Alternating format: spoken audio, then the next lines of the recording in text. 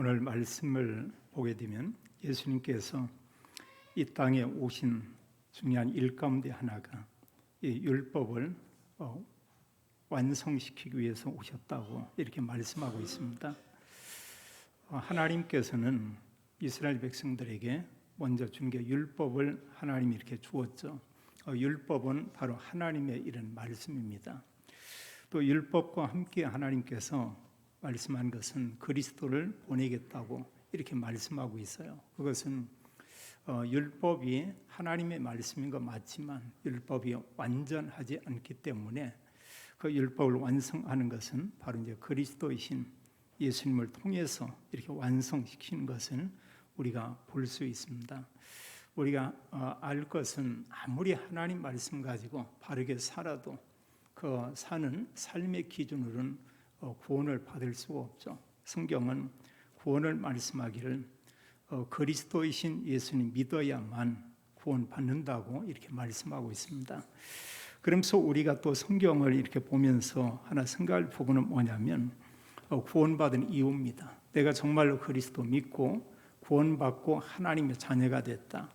또 하나님의 자녀에게는 하나님께서 하나님의 말씀을 가지고 살기를 원하고 있죠. 그 말씀 속에는 구약의 율법 이런 내용들이 다 이렇게 담겨 있습니다. 그래서 은혜로 구원받았지만 구원받은 이후에 우리가 하나님 말씀 가지고 살려고 노력하는 것 이것 또한 우리에게 필요합니다. 그런 마음과 생각을 전혀 하지 않다 보면 우리는 그냥 불신자처럼 이렇게 살 수밖에 없어요. 그 말씀을 살기 위해서 때론 노력도 하고 우리가 기도하고 더 중요한 것은 내가 노력하지만 하나님 말씀 가지고 온전히 살 수 있냐? 살 수 없습니다. 그래서 우리가 하나님께 또 기도하고 그러면서 성경을 통해서 우리가 기억하고 알 것은 그리스도를 통해서 사실 말씀 가지고 살 수 있는 그런 힘을 우리가 또 깨닫고 알게 되죠. 그래서 예수님께서 이 땅에 온 것은 구원과 함께 또 예수님 말씀하기를 이 율법을 완전하게 하기 위해서 오셨다 이렇게 말씀하고 있어요. 그 당시에 이제 서기관이나 바리새인들은 하나님 말씀을 가르쳤습니다. 율법을 가지고 가르치고 또 이렇게 사는 게 옳은 것이다. 근데 하나 이제 좀 모순은 많은 사람들이 가르치는데 본인들은 그렇게 살지를 않았어요. 사는 것처럼 사람들이 보이긴 했는데 실제로는 그러하지 못한 걸 보게 되고 또 더 중요한 이런 부분은 율법을 가르치는데 사실 이들이 이제 참 복음이 율법 속에 이렇게 담겨져 있죠. 그리스도 오실 거다 이런 내용과 또 실제로 이제 그리스도가 오셨는데 이런 부분에 대해서는 그 당시에 이런 지도자 또 랍비 그런가 하면 서기관 바리새인들 이런 사람들은 사실 가르치지 않았고 또 가르친다고 해도 본인들은 그렇게 살지도 이렇게 안 했죠. 우리가 구원이 너무나 중요하고 구원받은 그리스도인들이 하나님 말씀 가지고 사는 건 참 중요하죠. 그래서 성경을 우리가 보게 되면 구약에서 이제 하나님께서 이런 율법의 말씀을 이렇게 주었습니다. 율법의 말씀의 그 핵심이 바로 십계명이죠. 출애굽기 20장 1절로 17절에는 10가지 이런 계명이 이렇게 쭉 나오고 있어요. 그 계명을 이들에게 줬는데 성경은 그렇게 말하고 있습니다. 애굽에서 구원받은 이스라엘 백성들에게 이 말씀을 주었고 이 말씀 가지고 그들이 살기를 이렇게 원하고 있죠.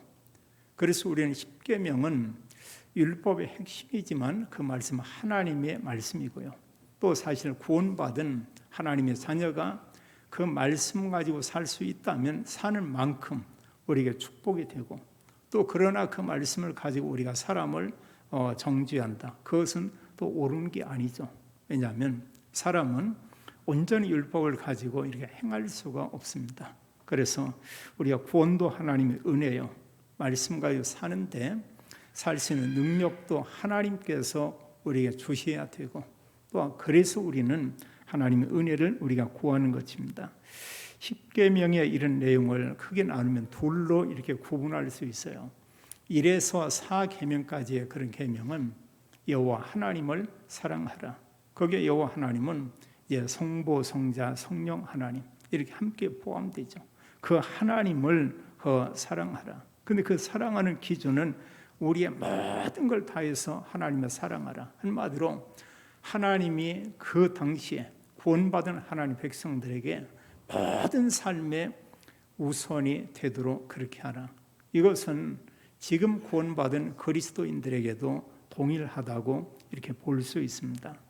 우리는 매 주일마다 이런 그 주일의 중간에 중요한 시간에 하나님께 예배를 드려요.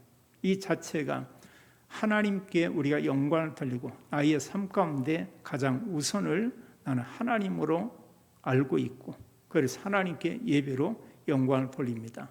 이런 고백이 이렇게 되겠습니다. 그리고 5계명에서 이제 10계명 그런 내용은 우리가 내용을 정리해 보면 이웃을 사랑하라. 사랑하는데 그 기준이 내 몸같이 그들을 사랑하라. 이렇게 말씀했어요.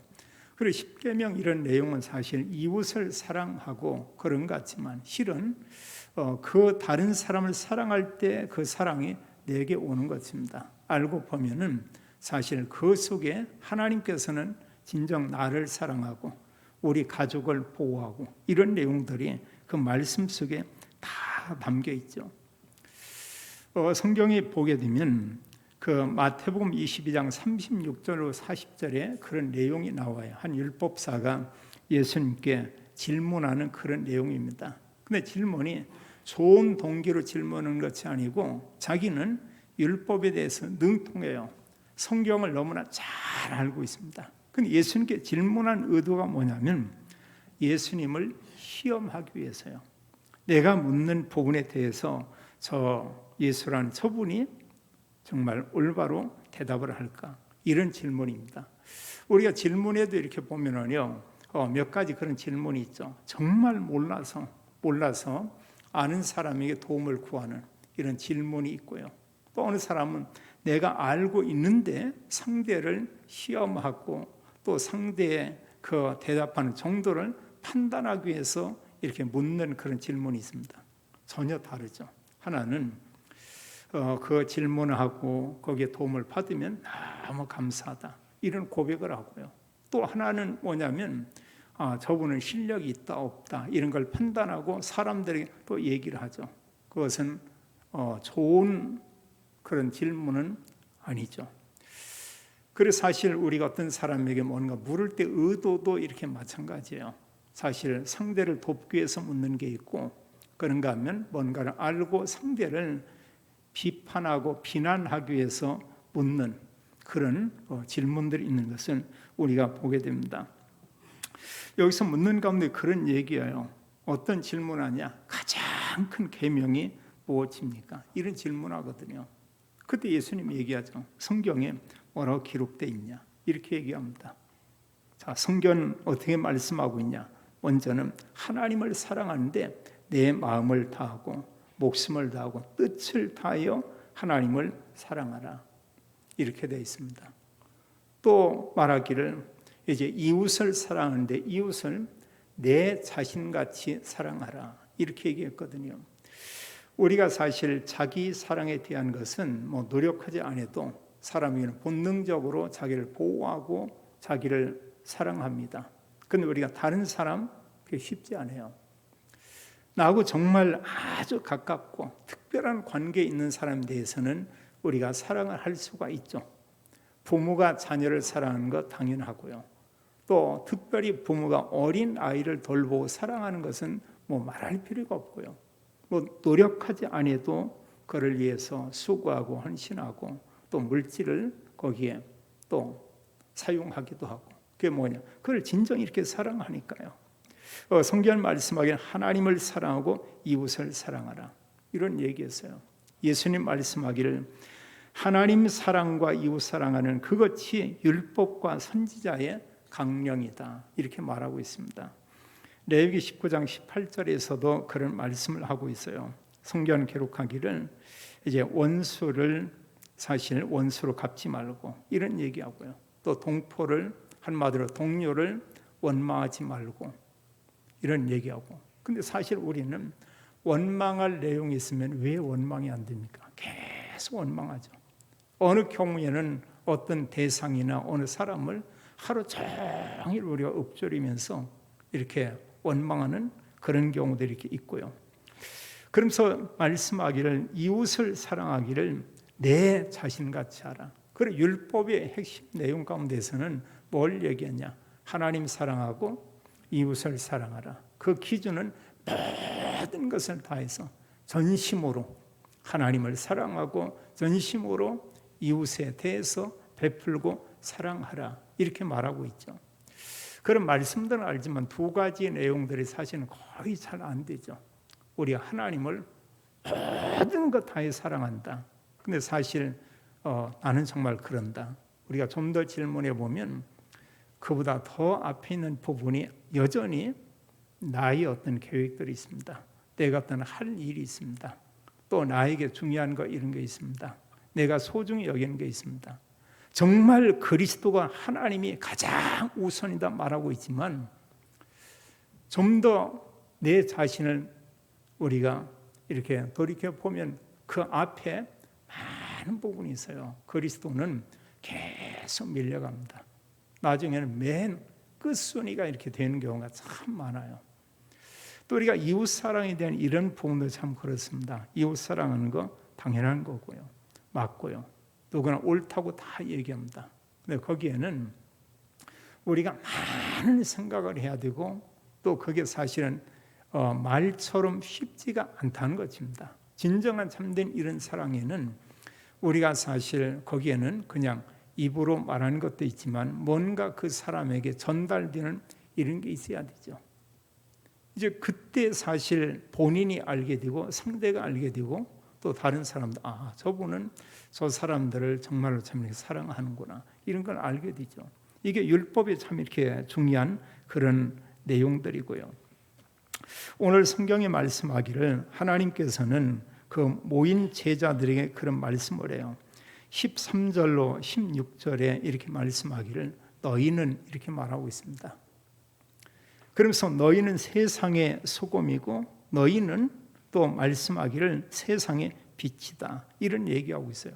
그럼 이건 뭐냐면 하나님의 자녀가 사실 하나님 자녀다운 이런 삶이 있어야 될 것은 우리에게 말씀하고 있죠. 우리는 사실 복음 전하는 일 너무나 중요하고요. 또 하나는 우리가 사실 말씀과 이렇게 사는데 다른 사람들이 보면서 저분들은 우리하고 참 이렇게 다르다. 이제 이런 생각들을 참 많이 하죠. 근데 오늘날 우리가 이렇게 보게 되면 삶에 있어서 이런 부분은 오히려 사실 보면은 우리 기독교인들이 다른 종교인보다 삶이 멋있다. 이건 우리가 참 얘기하기 곤란한 것 같아요. 오히려 보면은 우리 기독교인이 아닌 사람 중에 착한 사람 많이 있습니다. 또 착한 일 하는 사람도 많이 있어요. 또 심지어는 이단에 속해 있는 이런 사람들도 뭔가가 다른 경우 많이 있습니다. 어느 이단 단체는 그 지역에서 많은 사람들을 돕죠. 어린이들을 돕기도 하고 또 뭐 장학금을 주기도 하고 지역에 뭐 봉사활동도 이렇게 하고 또 어느 사람이 아픈데 병원에 가기 어려우면 병원 가서 치료해주는 이런 일들도 하고 이런 모습을 보면은 사실 교회에서 하는 경우 있지만 썩 교회가 하기 어렵죠. 근데 이단들 중에 그런 일을 본격적으로 그런 일을 하는 이런 사람들이 이렇게 있습니다. 언젠가 어느 분이 이런 사실 우리 개신교는 아닌데 다른 교단에 여기에 이제 거기 다닌 분이 이렇게 사실 돌아가셨어요. 그래서 제가 이제 그 병원에 이렇게 방문을 했는데 아는 분이라 갔는데 거기에서 한 3일 동안 사람들이 와서 있는데 가서 보니까 한 100여 명 정도가 이렇게 와 있는 것 같아요. 그 지역에 속해 있는 사람. 그러고 그분께 이제 물었습니다. 이제 돌아가신 분이 그 남편에게 이렇게 묻고 했더니 계속 3일 동안 와서 이분들이 함께 있어주고 또 위로하고 격려하고 이랬다고 그래요. 어디냐? 우리 개신교는 아닙니다. 그 이전 이런 그 종교 있죠? 거기에서 이제 이런 부분들은 볼 때 참 이분들은 참 이렇게 대단하다. 그래서 제가 또 다른 분에게 물었습니다. 가서 어느 그 분을 만났어요. 아는 분을요.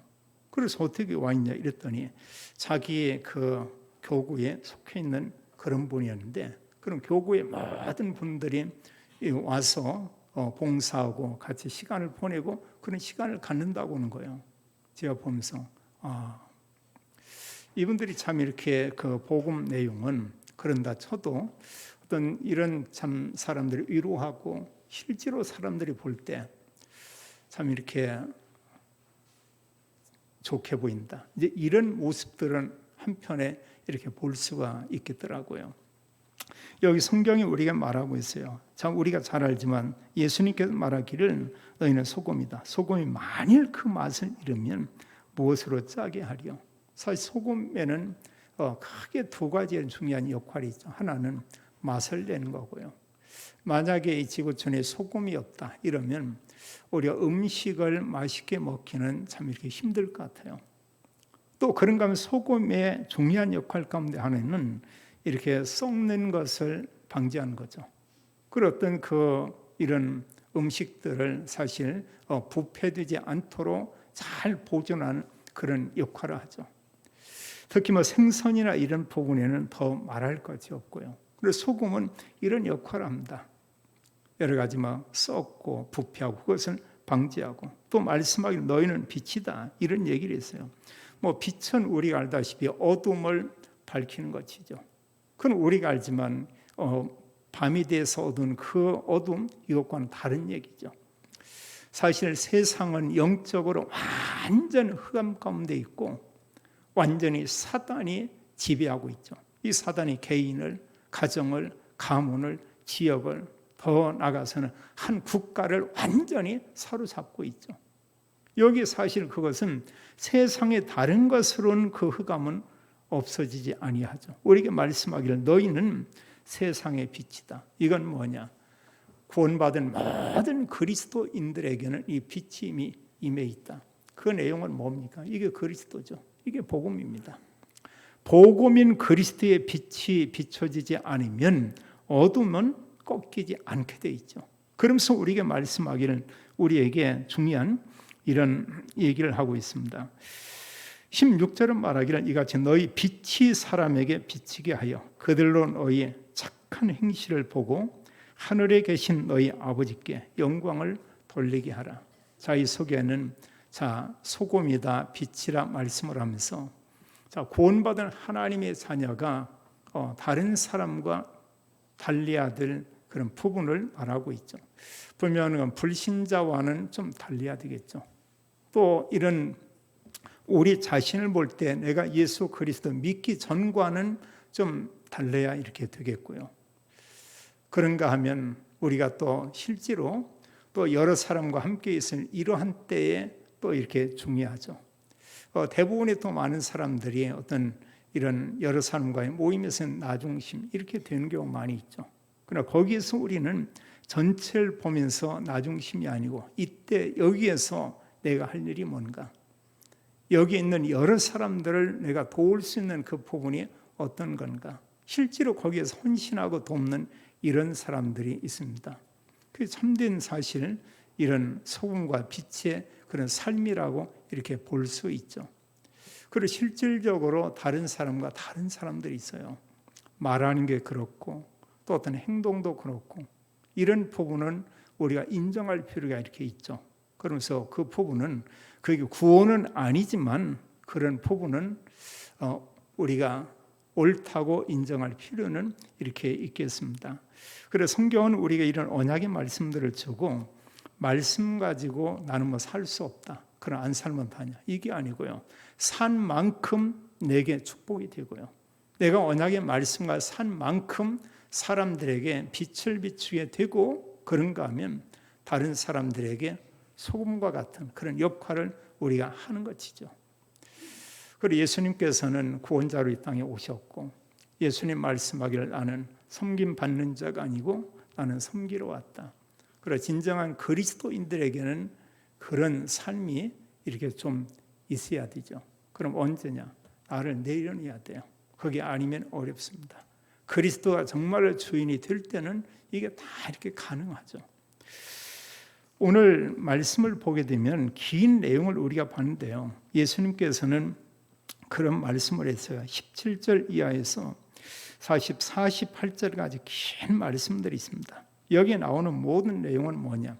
율법에 대한 그런 내용이에요. 율법의 말씀들을 얘기하면서 율법은 하나님께서 뭐냐? 지키라고 이렇게 준 거예요. 서기관 바리새인들은 이 말씀 가지고 이렇게 전하고 이렇게 살아라 이렇게 얘기합니다. 근데 본인들 사냐? 이렇게 살 수가 없거든요. 또 이 말씀을 받은 사람들이 온전히 사람이 이렇게 살 수 있냐? 또 살 수 없어요. 그러함에도 이런 말씀들을 전하는데 예수님께서 이 땅에 오신 것은 성경 말하기를 뭐라고 했냐? 분명히 예수님이 가르치는 것과 서기관 바리새인들이 가르치는 것은 달랐죠. 그들은 하나님 말씀 그대로 전달했습니다. 이렇게 살아라 이런 얘기 있습니다. 근데 예수님은 뭔가 그 말씀하고 좀 이렇게 다른 것 같아요. 사람들이 볼 때 저분은 율법을 완전히 무시하고 또 율법을 완전히 폐기시키는 그런 사람이 아니냐. 이제 이런 생각을 할 수 있고요. 가장 예수님이 하는 사역과 말씀 가르치는데 기분 나빠하는 사람 누구냐? 바리새인들, 서기관 뭐 이런 사람들이죠. 이 사람들은 뭐냐? 본인들이 가르치는 것과 너무 다른 거예요. 근데 성경은 기록하기를 예수님은 율법을 폐하러 온 것이 아니고 율법을 완성하기 위해서 완전케 하기 위해서 이렇게 왔다. 이렇게 말씀을 했고요. 또 18절은 말씀하기를 구약에 주신 율법 이런 말씀 가운데 이 내용 가운데 율법의 1.1도 점 하나도 이 말씀들이 보면은 없어지지 아니하고 다 이루어질 것이다. 그럼 예수님께서 이런 율법을 무시하는 것 그게 아니고 그런 모든 율법을 온전케 하겠다고 이렇게 말씀을 하고 있어요. 그래서 그 당시에 이런 율법을 통해 가르치는 이런 내용과 예수님께서 말씀한 내용하고 좀 다르죠. 예수님 말씀한 건 뭐냐? 이 율법보다 더 이렇게 강하게 말씀하는 걸로 이렇게 사실은 보여지고 오죠. 실제로 율법도 지킬 수 없는데 예수님은 그보다 더 사실 강도를 높여서 하나님의 자녀들이 이렇게 살아라 이런 표현을 얘기하고 있어요. 자, 여기 먼저 첫 번째 말씀하는 가운데 그런 얘기를 하죠. 예수님께서 그들에게 말하기를 21절에 보면 옛사람에게 말하는 바 살인하지 말라 이런 말씀을 하고 있습니다. 자, 살인하지 말라. 그리고 살인은 큰 죄죠. 10계명 가운데서도 우리가 보다시피 부모를 공경하라. 그 다음에 살인하지 말라. 이런 얘기하거든요. 또 사실은 너무나 끔찍하죠. 근데 지구촌에는 이런 악을 행하고 이런 일들이 계속 지금 이렇게 일어나고 있죠. 반드시 그런 사람 심판이 있다. 그러나 예수님은 어떻게 말하고 있냐? 나는 너에게 이르노니 형제에게 노하는 자마다 화내는 사람이죠. 또 말씀하기를 이제 형제에 대해서 라가라 하는 자. 라가라는 것은 그 히브리어로 유대인들의 욕이라고 합니다. 한마디로 멍청이 바보 이런 얘기예요. 보면 상대에 대해서 아주 비하하고 그를 욕하는 그런 사람. 또 말씀하기를 이제 형제나 그들에 대해서 미련한 놈이다. 어리석은 놈이다. 이렇게 남을 완전 무시하는 이런 말들. 자, 이런 부분에 대해서 이것은 살인하지 말라 이거나 다를 바가 없다. 반드시 이런 사람에게 심판이 있을 것이다. 이런 말씀을 이렇게 하고 있고요. 그러면서 이제 그 뒤에 이어서 그런 얘기하죠. 하나님께 예배드리고 예물을 드리러 가다가 이제 형제에게 원망 들을 만한 이런 일이 생각난다. 우리가 살다 보면 이런 일들이 있어요. 어느 사람하고 이렇게 관계가 좋지 않고 아직도 어떤 온한 관계에 있고 또 계속 이렇게 원망하고 또 그런 예배 후에도 뭔가 또 싸워야 될 만한 이런 일들이 있고 근데 성경은 뭐라고 말하고 있냐? 예배가 너무 중요한데 그 전에 그 사람과 가서 먼저 이렇게 화목하도록 하라. 화해를 먼저 하라. 우리가 살면서 사실 이렇게 다툽니다. 전혀 모르는 사람과 싸우는 경우도 있고 가장 많이 다투고 싸우는 사람이 가족이고 가까운 사람들이죠. 우리가 다투어요. 집에서도 싸우고 직장에서도 싸우는 경우 있고, 어느 사람은 심한 경우는 만나는 사람마다 만나는 사람하고 싸우는 이런 경우도 이렇게 있습니다. 이러면 이게 뭐 작은 문제가 아니죠. 근데 성경 말씀하기를 뭐라고 했냐? 대부분의 사람들은 누구와 좀 싸우고 뭔가 좀 이렇게 또 좋지 않은 일이 있다. 이러면 굉장히 마음이 이렇게 불편할 겁니다. 마음이 좋지 않죠. 정상적인 사람이라고 하면 그럴 거예요. 근데 좀 이상한 사람은 오히려 거기에서 희열을 느끼고 뭔가 막 자기 자신에 대해서 내가 또 자기가 한 일에 대해서 이런 조금 더 부끄러움이나 자책감이 없고 또 이런 사람들이 있죠. 그리고 내가 모든 하는 것은 다 옳고 저 사람에 대한 모든 부분은 다 옳지 않고, 이게 뭐냐? 모든 기준이 말씀이 아니고 잘못된 나, 이런 걸로 보기 때문에 그렇죠. 성경 말하기를 이런 경우에 서로 이렇게 화목하라 얘기하고 있습니다. 예배가 정말로 중요한데 그 이전에 이렇게 먼저 풀고 화목하도록 하라. 에베소서에 보면은 그런 내용들이 있죠. 우리가 화가 막 잔뜩 나 있고 이러고 합니다. 그럼 뭐냐? 그 마귀에게 틈을 타지 못하도록 그걸 풀어라, 이런 얘기하고 있어요. 그래서 우리가 어떤 사람과 이런 다툼과 또 어떤 또 오해와 어려운 문제가 있으면 푸는 것은 너무 당연하고요. 또 뭔가 어떤 고발 당할 만한 이런 사건이나 큰 문제가 있을 때는 그 사람과 화해하는 데 25절은 급히 사과하라, 이렇게 말하고 있죠. 한마디로 그 사람과 화해해서 풀어버리도록 하라. 그리스도인들은 이래야 되겠죠. 그래서 이 율법의 모든 것을 완성하기 위해서 왔다, 이렇게 말하고 있는데 성경은 20절에 그런 얘기를 해요.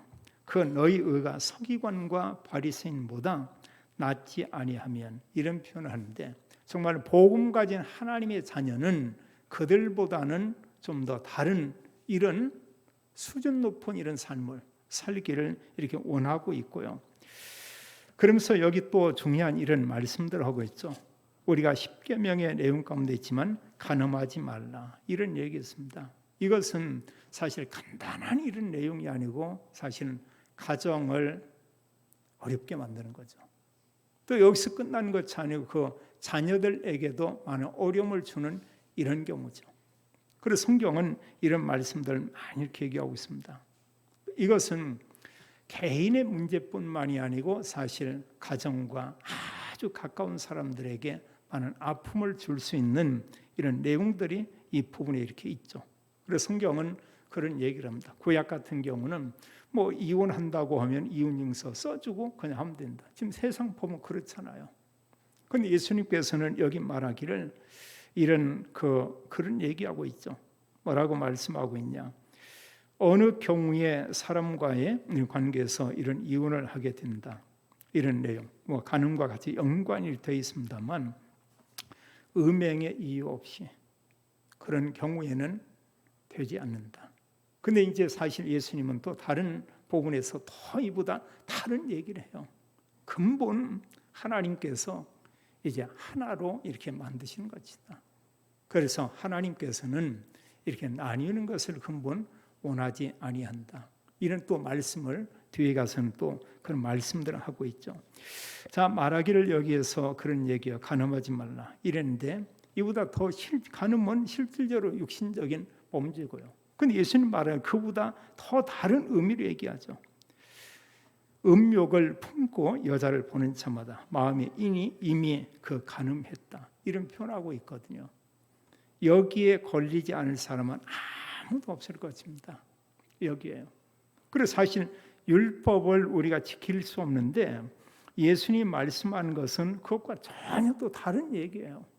그럼 왜 예수님께서 이런 말씀을 했고 또 우리가 정말로 이렇게 살 수 없는데 이런 말씀을 예수님은 우리에게 요구하고 있냐? 우리가 알지만 성경엔 이런 부분에 대해서 분명한 답을 얘기하고 있습니다. 우리는 이렇게 살 수 없어요. 율법 지킬 수 없어요. 예수님 말씀한 이 말씀대로는 더더욱 우리가 살 수가 없습니다.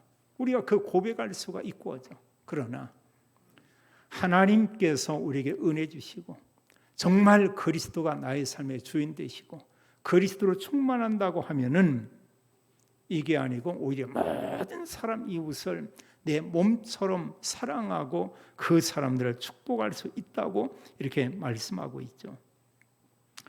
또 말씀하는 가운데 맹세에 대한 부분을 얘기합니다. 33절에 보면은 구약의 율법에 그랬고 또 율법 학자들은 이런 부분들을 많이 강조를 했고요. 또 오늘날 교회에서도 교단에서도 이런 부분을 강요하는 경우가 있습니다. 맹세, 한마디로 함부로 하지 마라. 어떤 마음 가운데 정말 하나님 앞에서 내 마음에 하나님 그런 마음을 주시면 믿음으로 하나님께 그냥 감사하고요. 아직 그런 상태와 마음이 아니면 우리가 그런 부분에서는 좀 더 기도하고 이런 기다릴 필요가 있고요. 저는 개인적으로 이런 부분을 그렇게 봅니다. 교회 안에서의 어떤 맹세는 저는 종이 돌리고 거기다 보면 얼마를 헌금하겠다는 서원, 작정 헌금. 저는 교회 안에서 볼 때 이렇게 볼 수밖에 없어요. 이런 부분을 많이 강요한 경우를 이렇게 보게 됩니다.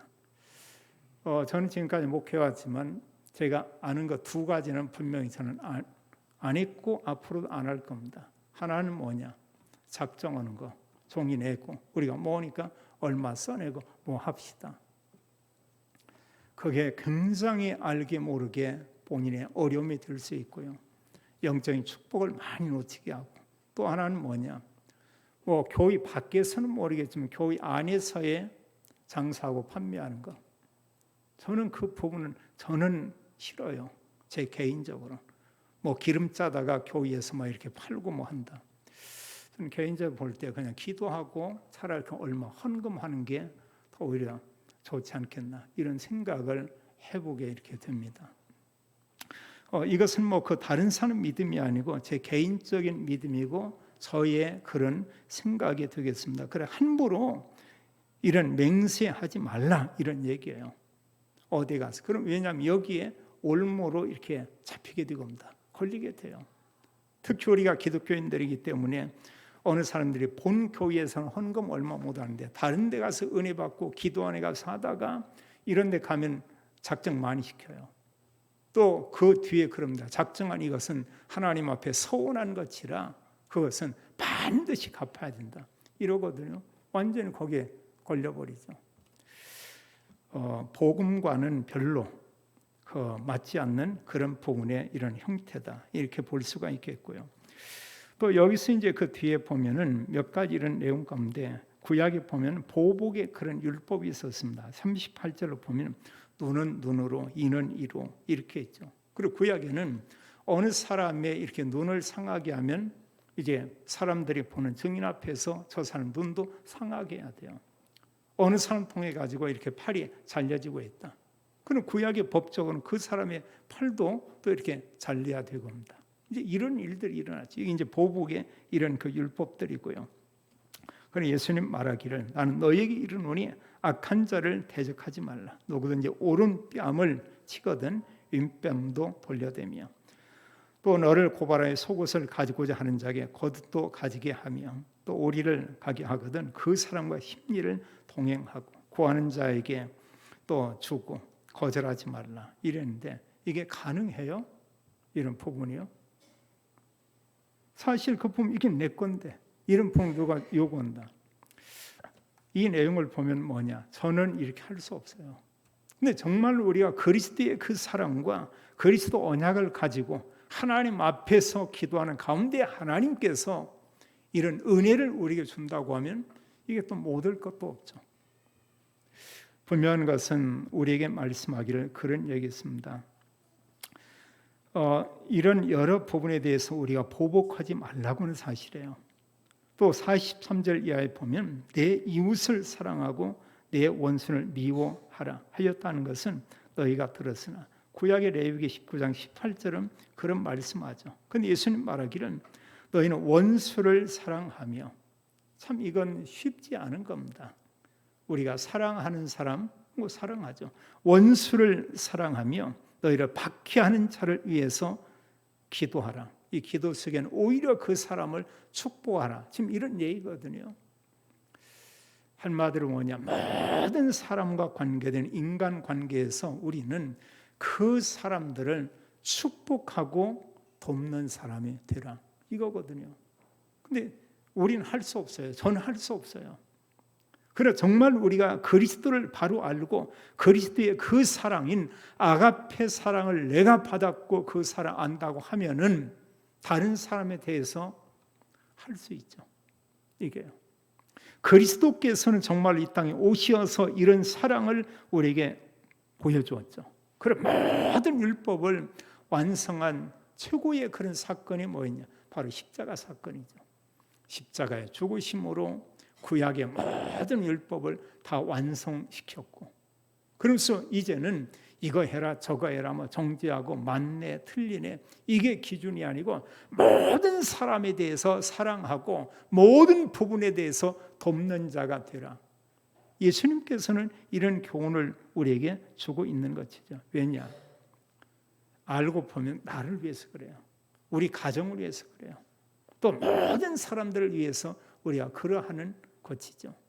세상이 악하면은 여기에 피해 당하는 사람들이 많이 있을 수가 있습니다. 근데 모든 사람들이 서로 사람들을 돕고 그들에게 뭔가 베풀고 이런다. 이러면 전체가 사실은 그런 은혜 속에 이렇게 있게 되죠. 성경은 그렇게 말하고 있습니다. 48절에 보면 마지막 이런 말씀을 하면서 그러므로 하늘에 계신 너희 아버지의 온전하심과 같이 너희도 온전하라. 이 말씀을 저는 그렇게 이렇게 말씀드리고 싶습니다. 우리가 이렇게 살 수 없어요. 그러나 모든 것을, 모든 사람을, 사람의 말을, 문제와 사건을 전부 모든 것을 그리스도로 보도록 하라, 이거고요. 나는 이렇게 행할 수 없지만 하나님께 기도하며 하나님께서 이런 은혜를 내게 주사 이렇게 살 수 있는 하나님이 능력을 우리에게 주옵소서. 이런 기도는 필요하죠. 그렇다면 우리는 어떻게 우리가 삶을 살아야 되냐? 하나님 언약 가지고 우리가 기도하고요. 사실 그리스도와 함께 또 우리가 일곱 망대 여정 이정표 이런 내용을 가지고 기도하고 그걸로 사람을 보고 문제를 본다고 하면 오늘 말씀 내용처럼 우리가 살 수 있죠. 또 그러면서 우리는 정말 기뻐할 수 있고 감사할 수 있고, 그리고 우리가 정말 주변 모든 사람을 사랑하면 가장 큰 이런 혜택을 받는 사람이 자기 자신이죠. 내적인 기쁨이 있고 감사가 있고 또 정말 행복하다 이런 고백을 우리가 할 수 있게 되죠. 또 우리는 이런 언약 기도와 함께 우리가 삶을 놓고 우리가 기도할 필요가 있겠고요. 하나님 우리에게 가장 원하는 것은 증인의 삶이죠. 예수님은 바로 그리스도다. 또 그리스도 언약 가지고 내가 살 때 하나님이 이런 은혜를 내게 주더라. 이것을 우리는 말할 수가 있죠. 이런 언약 가지고 살 때 우리를 통해서 그리스도의 향기가 또 그리스도의 이런 사실 그 빛이 사람들에게 전달되고 증거될 것입니다. 오늘 성경 우리에게 말씀하고 있어요. 율법은 너무나 중요합니다. 우리가 말씀과 사는 것 참 중요합니다. 그러나 사람에겐 다 한계가 있어요. 그리스도 아니면 이거 지금 말씀 가지고 살 수가 없습니다. 정말 하나님의 은혜로 하나님 내게 은혜를 주사 이런 율법이나 그런가 하면 어떤 윤리나 이보다 더 수준 높은 이런 삶을 살도록 하나님 은혜를 내게 주옵소서. 예수님 말씀했듯이 빛과 소금과 같은 이런 역할을 하며 많은 사람들을 도울 수 있는 사람이 되게 없어서 이런 기도가 필요하겠고요. 우리는 우리 곁에 있는 모든 이웃 우리가 사랑해야 되겠고요. 더 나아가서 정말 중요한 것은 그 사람에게 내가 가진 복음을 우리가 알리고 증거하는 그 일이 되겠습니다. 우리는 그리스도 사랑 가지고 율법을 완성하신 그리스도 그 사랑을 우리가 삶 속에서 체험하고 그동안 여러 가지 이런 원망과 어려움 가운데 있는 모든 사람과의 관계를 그리스도 언약 가지고 우리가 화해하고 다 풀고 오히려 축복하고 그 사람들에게 복음 증거하는 이런 빛의 언약 가진 전도자 이런 축복의 또 사람으로 한 주간 승리하게 되기를 예수님의 이름으로 축원합니다. 아버지 하나님 감사를 드립니다. 우리에게 예수님이 그리스도인 유일한 복음을 알게 하고 또 하나님 우리는 하나님 말씀대로 살 수 없지만 그리스도의 그 사랑과 그리스도가 우리 삶의 주인되면 또 이런 말씀 가지고 살 수 있고 정말 하나님을 사랑하고 이웃을 우리 몸처럼 사랑할 수 있습니다. 이런 하나님의 은혜 속에 있기를 원합니다. 또 한 주간도 모든 사람을 사랑하고 축복하고 그들에게 그리스도 복음을 알리고 전하는 전도자의 삶을 살도록 하나님이 축복해 주옵소서. 주 예수 그리스도 이름으로 기도하옵나이다. 아멘.